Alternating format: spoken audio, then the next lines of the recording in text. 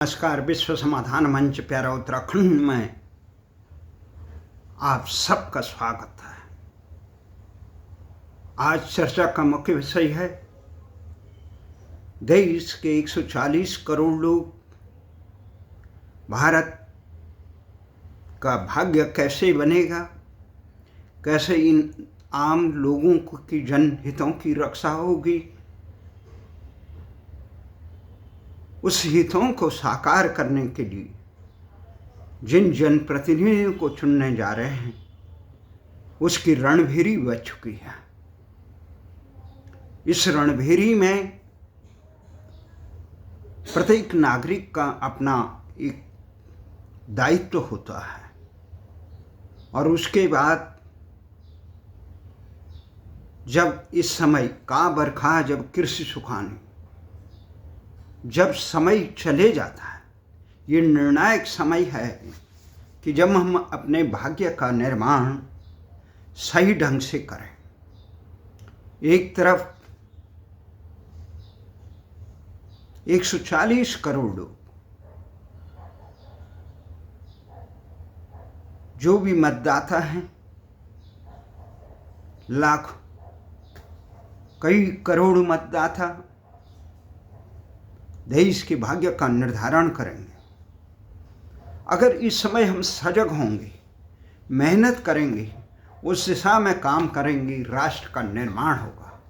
एक तरफ देश में सत्तारूढ़ भारतीय जनता पार्टी, मोदी नेतृत्व वाली भारतीय जनता पार्टी राजग गठबंधन करें। हम भारत को विश्व का विकसित देश और तीसरी महाशक्ति बनाएंगे। पहली महाशक्ति बनाने की दिशा में 47 में देश को विश्व की महाशक्ति। दूसरी तरफ विपक्ष है, वो कह रहा है देश में लोकशाही की रक्षा के लिए वर्तमान मोदी सरकार को उखाड़ फेंकने का आह्वान कर रहा है। उन्होंने उसके लिए कुछ मिला करके एक गठजोड़ बना रखा है, जो इंडिया गठजोड़, पहले जिसे कहते हैं जाकी रही भावना जैसी, ताकि प्रभु मुहूर्त उसको उसी प्रकार से दिखाई देती है। सबसे पहली बात है दिशा और दशा का होना सही है।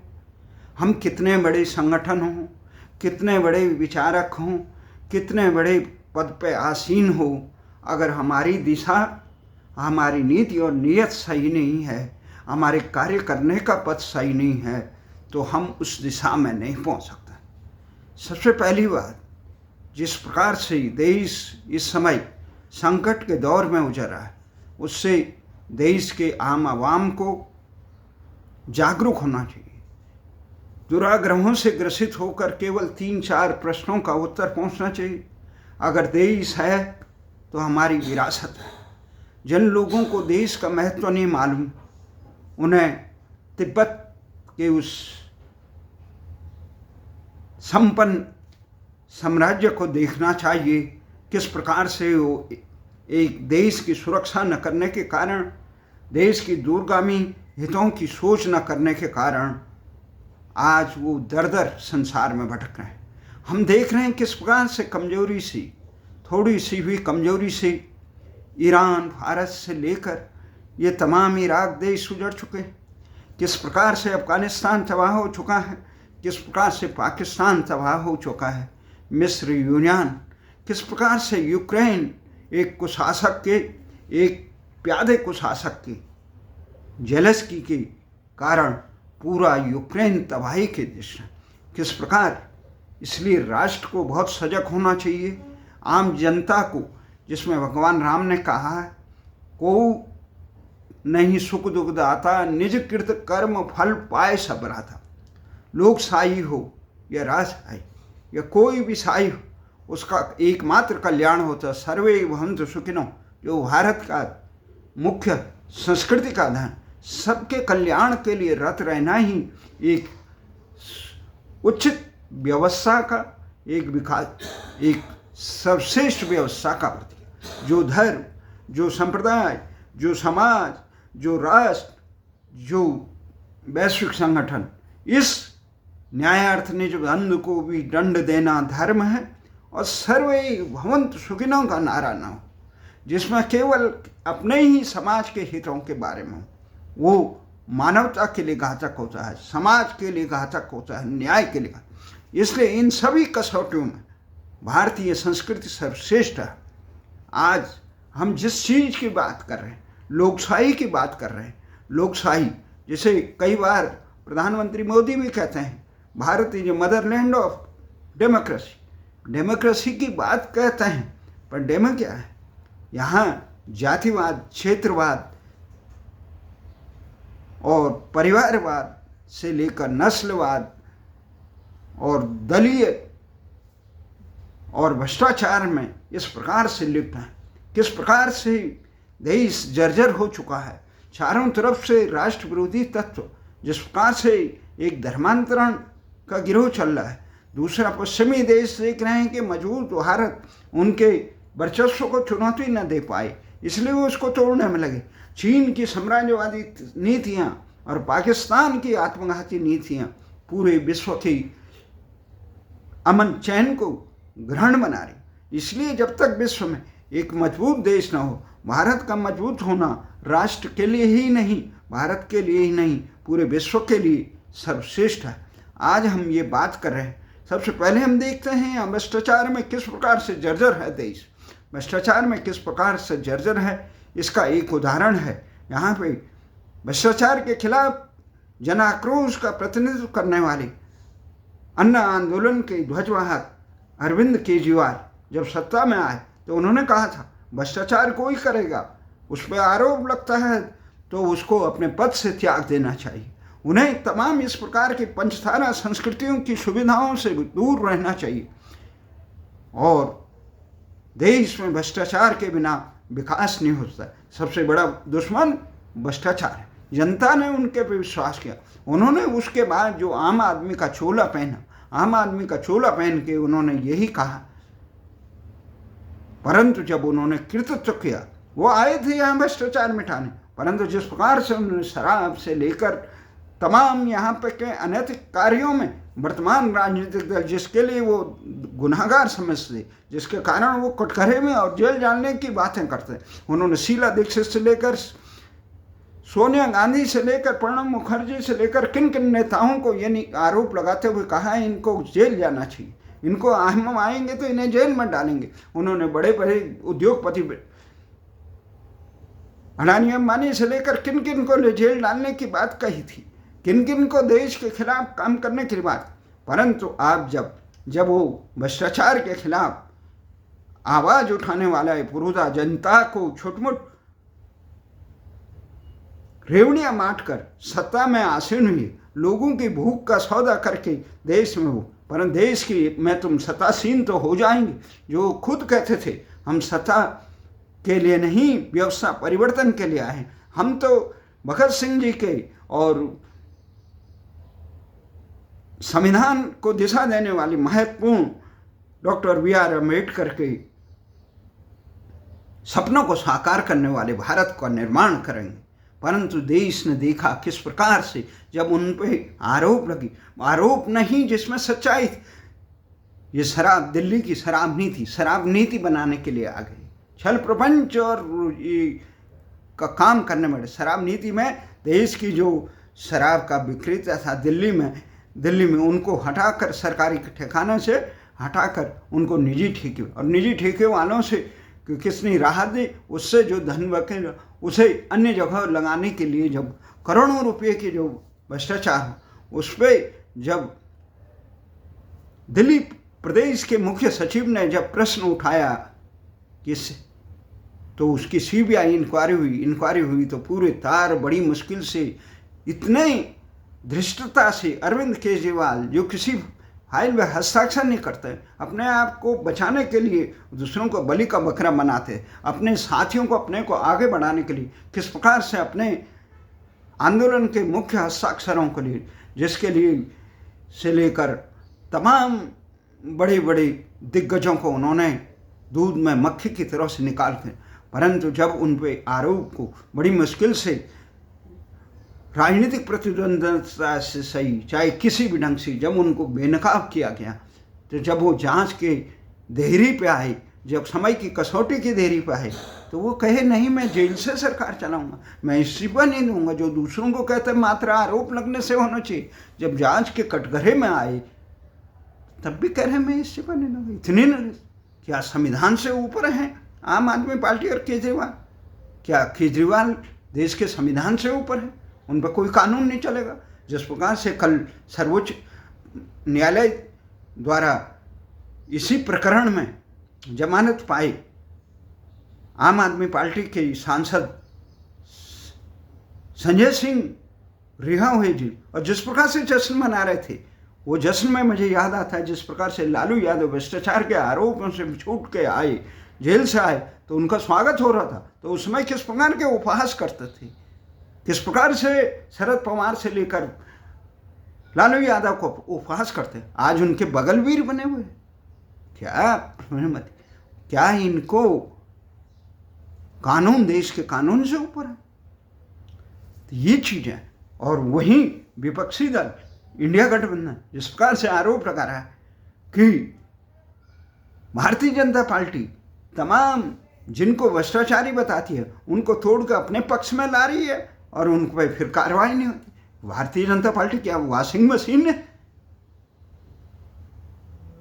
यह आरोप सतही सही भी है, परंतु देखना यह है जिस प्रकार से मोदी जी कह रहे हैं आने वाले 2024 के चुनाव के बाद भ्रष्टाचार पर और निर्ममता से प्रहार हो। देखना यह है कि समय की कसौटी पर क्या वो इन अपराधियों को जो भारतीय जनता पार्टी के सुरक्षा कवच के तहत छुपे हुए हैं उन पर कार्रवाई करते हैं, या उनको भी सत्तासीन करके संविधान के महत्वपूर्ण पदों पर आसीन करता है। ये बड़ा विडंबना है। आम आदमी समझ नहीं पा रहा है क्या घनमेल। देश में एक कह रहे हैं जातिवाद, देश में आम नागरिकों की कहीं बात नहीं हो रही। नागरिक कौन है, भारतीय कौन है? भारतीयता बनाने के लिए, देश में एक नागरिक बनाने के लिए किसी को संप्रदाय से ऊपर उठाने ले, जो संप्रदाय में बढ़ चुका है देश, जातियों में विभक्त हो चुका है, क्षेत्रवाद में फर्क हो, उत्तर दक्षिण, कोई पूर्व पश्चिम, और कोई इस प्रकार से जातिवाद से लेकर तमाम शिकंजों में घिस चुका है। उसको कैसे, उसको बनाने के लिए, भारतीय, सबको भारतीय बनाने के लिए, तो हम देख रहे हैं प्रधानमंत्री भी कह रहे हैं, एक तरफ विपक्षी पार्टी कांग्रेस जो भारतीयता का कभी ध्वजवाहक होती थी, स्वतंत्रता आंदोलन, आज इतना पतन हो चुका है, तो वो कह रही नहीं जिसकी जितनी संख्या भारी उतने में। तो क्या हुआ भाई? बार बार संख्या भारी करेंगे और विभाजन कराओगे देश का। 47 में तो आपने करा दिया, उसमें सहभागी रहे, ना चाहते हुए भी अंग्रेजों देश का विभाजन का जो मूल संपत्ति थी वो देश को आज़ादी दिलाने का किसको, अंग्रेजों में थे। कांग्रेस और अन्य जितने ये मुस्लिम लीग जो है ये तो प्यादे थे, उनकी जगह जिस प्रकार से बड़े बड़े विकास खंड से लेकर यहाँ ठेकेदारों को सब ठेका दे देते हैं बजट लैप्स होते समय, उसी समय उन्होंने क्या किसी अपने प्यादे के हाथों सौंप दिया। जिस प्रकार से अमेरिका पश्चिमी ये एशिया में अपना प्यादों को मजबूत करने के लिए मैगसेसे अवार्ड बांटता है, नोबेल पुरस्कार बांटता है। किस प्रकार से नोबेल पुरस्कार बांटा जाता है, किस प्रकार से बड़े बड़े प्यादों को महिमा मंडित कराया जाता है, मानवाधिकार का चोला पहनाया जाता है। यहाँ खुद जो मानवाधिकार के हनन के लोग हैं, कौन करेगा इनका? तो ये चीजें बड़ा अजीब लग रही है। तो वहाँ कांग्रेस आज कह रही है कि जाति के आधार पर विकास सब होगा। अरे विकास कैसे होगा जाति के आधार? जो लोग वंचित हैं, शोषित हैं देश में, ये खराब, ये 98 करोड़ लोगों को मुफ्त अनाज देने का स्कीम गलत है, अग्निवीर का स्कीम गलत है। देश की सुरक्षा के साथ इसका खिलवाड़ नहीं करना। अगर अग्निवीर बनाना है नौकरशाही को बनाइए, अगर अग्निवीर बनाना है आपको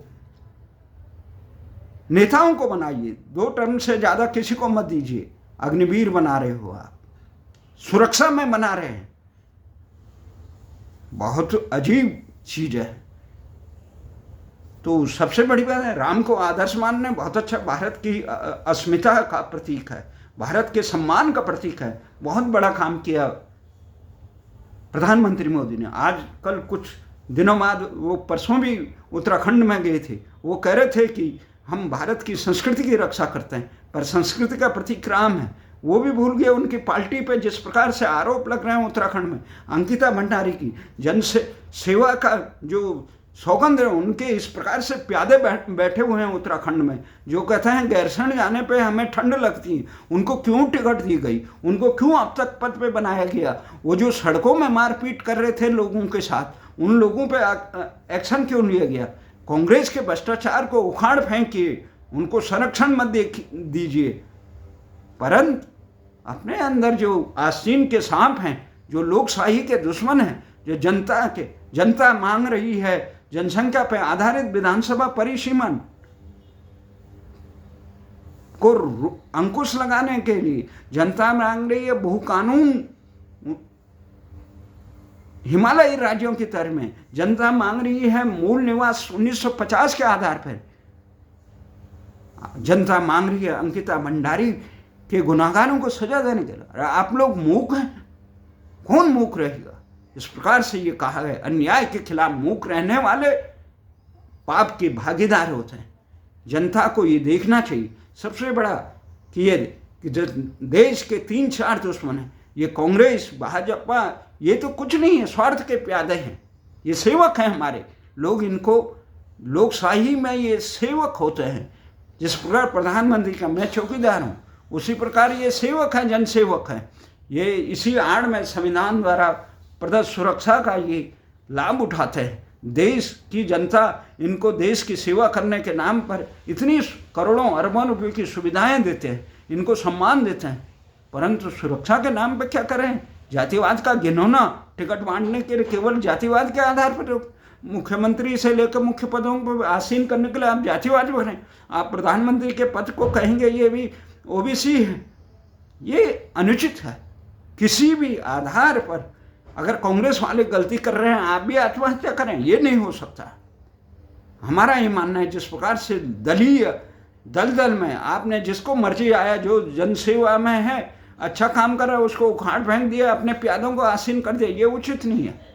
हाँ, हो सकता है जो लोग दुराग्रही हो, जो हित के खिलाफ हो, उनको आप बाहर करिए, परंतु आपने जब ये आपकी मजबूरी हो सकती है कि इतने बड़े देश में सही दिशा देने के लिए आपको अपने समर्थक लोगों को चाहिए, परंतु इसके लिए एक मर्यादाएं होती है, लक्ष्मण रेखाओं को उल्लंघन नहीं करनी। आप भ्रष्टाचार पर निर्ममता से कार्य, देश आपके साथ है, परंतु पक्षपातपूर्ण चीज कि मेरा भ्रष्टाचारी और तुम्हारा भ्रष्टाचारी में अंतर, ये देश को उचित नहीं लगता था। देश हमेशा ये करे। तो ये 4-5 दुश्मन जो देश के हैं, प्रत्येक नागरिक को इस समय भ्रष्टाचार के रूप में लिप्त जितने भी नेता हैं, जो जनप्रतिनिधि आपके क्षेत्र में, अगर वो भ्रष्टाचारी है उससे वोट मत दीजिए। अगर वो जातिवादी है उसे वोट मत दीजिए। अगर वो क्षेत्रवादी है तो उसे वोट मत दीजिए। जो राष्ट्र के हितों पर क्षेत्रवाद को वरीयता देता है, जो राष्ट्र के हितों के लिए अपने निहित स्वार्थ और भ्रष्टाचार और परिवार को वरीयता देता है, उसको वोट मत दीजिए। सबसे बड़ी हुई है, बड़ी विडंबना है देश में।